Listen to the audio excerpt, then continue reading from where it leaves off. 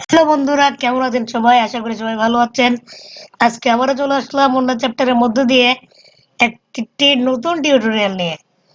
নতুন বলতে গত টিউটোরিয়ালে দেখিয়েছিলাম কিভাবে একটি সার্কেল শেপ দিয়ে 3D ব্যাকগ্রাউন্ড রেডি করা যায়। আজকে টিউটোরিয়ালও 3D ব্যাকগ্রাউন্ড ডিজাইনের, কিন্তু আজকের ব্যাকগ্রাউন্ড হচ্ছে পলিগোনাল টুল নিয়ে, পলিগোনাল ল্যাসো টুল। এই টুলটা দিয়ে, পলিগনাল টুল দিয়ে, এটা ইউজ করে কিভাবে আপনি একটা 3D ব্যাকগ্রাউন্ড ডিজাইন করবেন তা নিয়ে আজকে টিউটোরিয়াল।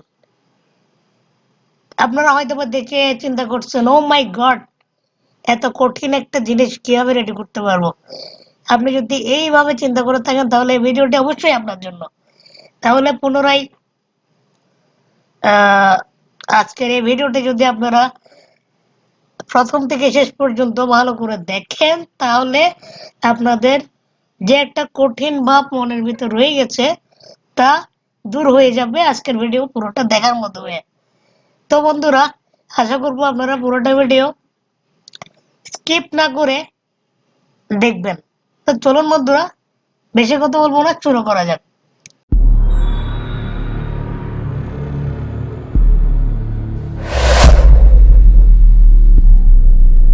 পরবর্তী ভিডিও পেতে চ্যানেলটি সাবস্ক্রাইব করুন। আমি একটা নতুন ফাইলে যাই, ফাইল থেকে নিউ, বাই ডিফল্ট যেভাবে দেওয়া আছে ওভাবে একটা আর্টবোর্ড নিলাম। নেওয়ার পর আমরা পলিগন টুলে যাই। পলিগন টুলে শিফট ধরে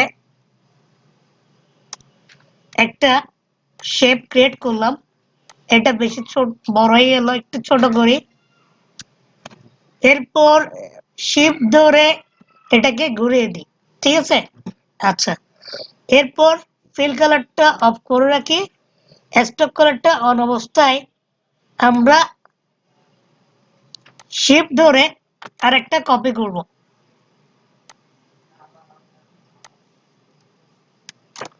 শিফট অল্টার ধরে আরেকটা কপি করলাম। এখন আমাদের মাথায় থাকতে হবে এই কর্নার বরাবর আমাদের যাতে কপিটা থাকে। যে শেপটা আমরা কপি করব সেটা হচ্ছে এই মাথায় যাতে আমাদের শেপটা থাকে, ঠিক আছে? আচ্ছা, এখন আমরা লাইন টুল থেকে একটা লাইন টুল নিব। শিফট ধরে একটা লাইন টুল নিলাম। এরপর অল সিলেক্ট করে অ্যালাইনে গিয়ে সেন্টার অ্যালাইনমেন্ট করলাম। করার পর আমরা একটু চেক করে নিই দেখি অ্যালাইন হলো কিনা। হয়নি, তাহলে আমরা একটু এভাবে যাই।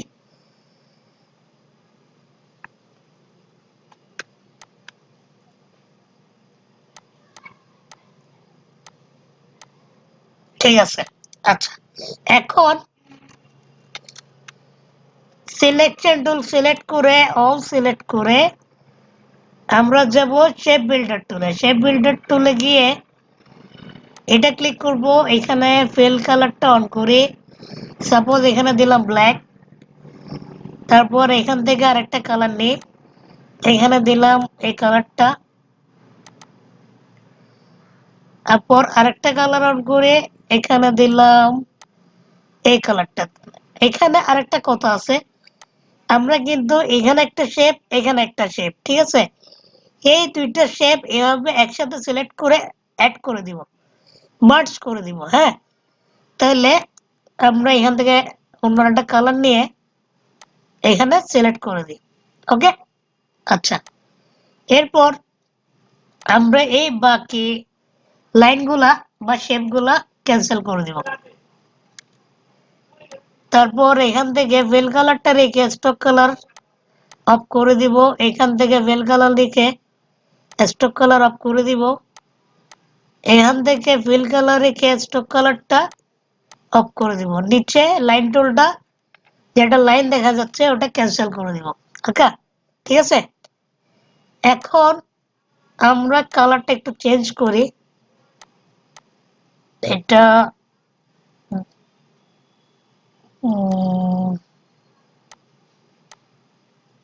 এই কালারটা দিলাম বা এই কালারটা দিলাম, এটা এই কালারটাই থাক, ঠিক আছে? আচ্ছা, এখন একসাথে সিলেক্ট করে আমরা গ্রুপ করব। গ্রুপ করার পর আমরা চলে যাব, এটা এখানে নিয়ে যাব, এখানে নিয়ে গিয়ে একটু ছোট করি, ছোট করে কন্ট্রোল প্লাস দিয়ে জুম করি। জুম করার পর আমরা এটা সিলেক্ট করে এটা এখানে উপরেও রাখতে পারি বা অনবোর্ডের ভিতরেও রাখতে পারি, অসুবিধা নাই। আমরা এভাবে সিলেক্ট করে শিফট অল্টার চেপে ধরে একটা কপি করলাম, হয় নাই, কন্ট্রোল জেড আনডু করলাম, অল্টার ধরলাম, শিফট ধরলাম, এভাবে একটার সাথে একটা লাগিয়ে কপি করলাম।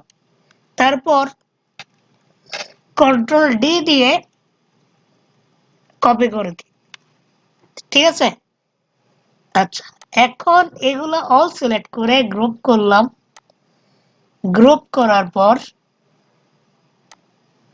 আমরা এটা সিলেক্ট করে এই নিচের দিকে একটা কপি করলাম। তাহলে আমরা একটু জুম করে দেখি আমাদের অ্যালাইনমেন্ট ঠিক আছে কিনা। একটু ফাঁক রাখবো হালকা,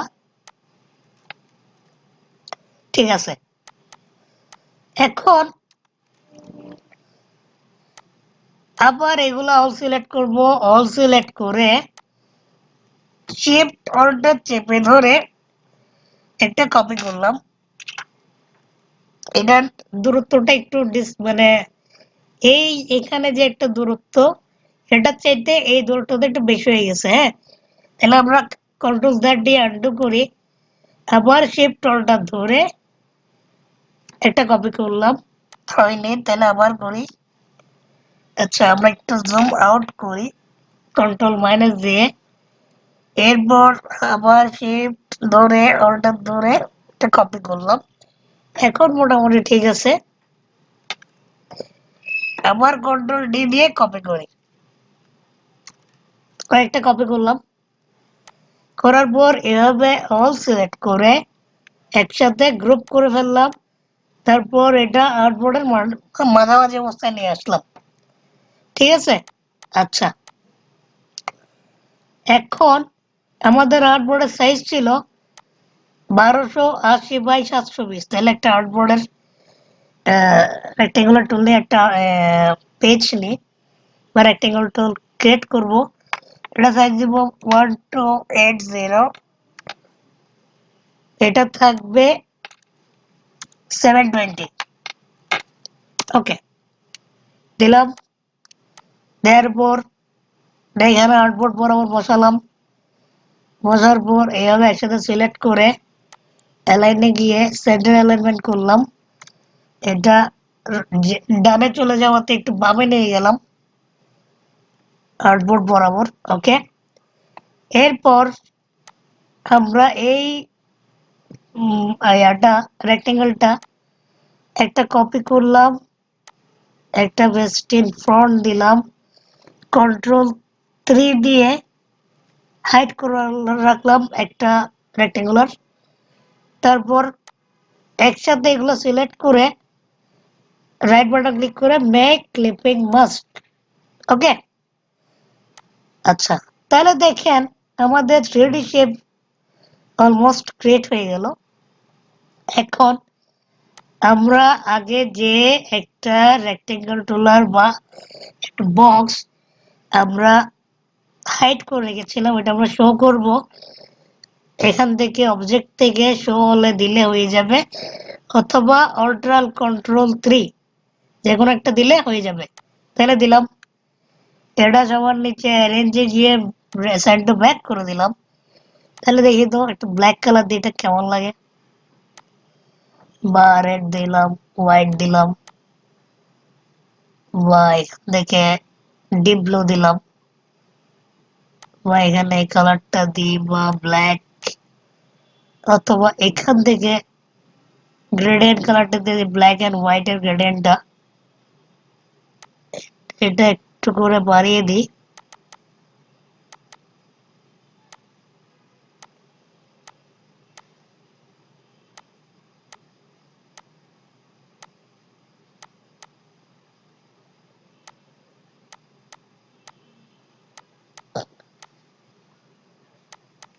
কে আমরা একটু উপরে তুলি, তোলার পর শেপ গুলা Ctrl+2 দিয়ে লক করে রাখি। এটা আমরা দিয়ে দিলাম রেডিয়াল মোডে, দেখি কেমন লাগে। এখন এটা যদি অন্য কালার দিই তাহলে দেখেন এখানে আমাদের কালারটা চেঞ্জ হচ্ছে। কে এখানে যদি স্কাই বা ব্লু কালার দিই তাহলে দেখি কেমন লাগে, বা এখন রেড কালার দিলাম তাহলে কেমন লাগে। তাহলে আমরা যদি রেডিয়াল মোডে যাই বা এখানে ব্ল্যাক অপশনটা একটু বাড়িয়ে দিই বা লিনিয়ার মোডে যাই তাহলে কেমন লাগে। মোটামুটি ভালো লাগতেছে, খারাপ না। তো আমরা যদি ডিরেক্ট ব্ল্যাক করে দিই কেমন লাগে, এটাও কিন্তু অনেক ভালো লাগতেছে গ্রেডিয়েন্ট কালার থেকে। তো এরপর আমরা যদি ওই বক্সটা কপি করে পেস্ট ইন ফন্ট করি, অ্যারেঞ্জে যাই, অ্যারেঞ্জে গিয়ে ব্রিং টু ফন্ট, এখান থেকে একটু অপোজিটটা কমাই, কত দিলে ভালো লাগে একটু কমিয়ে কমিয়ে দেখি, বা 79% দিলেও অনেক ভালো লাগছে। বা এখানে যদি আমরা হোয়াইট কালার দিই তাহলে দেখেন পুরো কালার মোড চেঞ্জ হয়ে গেল। ব্ল্যাক দিলে একরকম, রেড দিলে একরকম, হোয়াইট দিলে একরকম, সরি ইয়েলো দিলে একরকম, গ্রিন দিলে একরকম, স্কাই কালার দিলে একরকম। তো আপনারা কালার চেঞ্জ করে করে দেখতে পারেন। হ্যাঁ, তো আমি একটা কালার দিই আপাতত, এখান থেকে কালারটা দিই, এই কালারটা দিলাম। ওকে, তো বন্ধুরা এটাই দেখানো হচ্ছিল 3D background design polygon tool নিয়ে। আশা করি আজকের ভিডিওতেও কিছু শিখতে পারছেন। যদি কিছু শিখে থাকেন অবশ্যই রিকোয়েস্ট থাকবে একটা লাইক দিবেন, আর চ্যানেলের সাথে থাকবেন সাবস্ক্রাইব করে। সাবস্ক্রাইব যদি না করে থাকেন অবশ্যই সাবস্ক্রাইব বাটনে ক্লিক করে পাশে থাকা বেল আইকনটা অন করে রাখবেন, যাতে ভিডিও আপলোডের সাথে সাথে আপনারা নোটিফিকেশন পেয়ে যান। আজকের মধ্যে এখানে শেষ করছি। Thank you.